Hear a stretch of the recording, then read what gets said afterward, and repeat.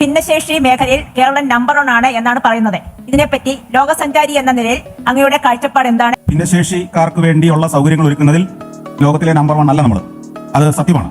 കാരണം നമ്മൾ വികസിതമായ നാടുകളിലേക്ക് എവിടെ ചെല്ലുമ്പോഴും അവിടെ ഓരോ സ്ഥലത്തും എല്ലാ കാര്യത്തിലും ഫസ്റ്റ് പ്രയോറിറ്റി ഭിന്നശേഷി അല്ലെങ്കിൽ മറ്റ് അവശതകൾ എന്തെങ്കിലുമൊക്കെ ഉള്ള ആളുകൾക്ക് തന്നെയാണ്. നമ്മളൊരു തിയേറ്ററിൽ ചെല്ലുമ്പോഴാവട്ടെ, നമ്മളൊരു റെസ്റ്റോറന്റിൽ ചെല്ലുമ്പോഴാവട്ടെ, നമ്മളൊരു മ്യൂസിയത്തിൽ ചെല്ലുമ്പോഴാവട്ടെ, ഒരു സർക്കാർ ഓഫീസിൽ ചെല്ലുമ്പോഴാവട്ടെ, ഇവിടെയൊക്കെ അവർക്ക് വേണ്ടിയുള്ള കരുതൽ വളരെ പ്രകടമായി ഈ പറഞ്ഞ വികസിത നാടുകളിലെല്ലാം നമുക്ക് കാണാൻ കഴിയും. ഈ അടുത്ത കാലത്തായിട്ടാണ് നമ്മളുടെ പൊതുസ്ഥലങ്ങളിൽ പോലും ഭിന്നശേഷി സൗഹൃദമായ ഫെസിലിറ്റികൾ വേണമെന്ന നിർദ്ദേശങ്ങൾ കെട്ടിട നിർമ്മാണ ചട്ടങ്ങളിൽ പോലും നമ്മൾ ഉൾപ്പെടുത്തി തുടങ്ങിയിട്ടുള്ളത്. നിങ്ങൾക്കറിയാം, ഒരു വിമാനത്തിലേക്ക് യാത്രക്കാരനായിട്ട് കയറുകയാണെങ്കിൽ ആദ്യം കയറ്റുന്നത് ആരെയാണ്?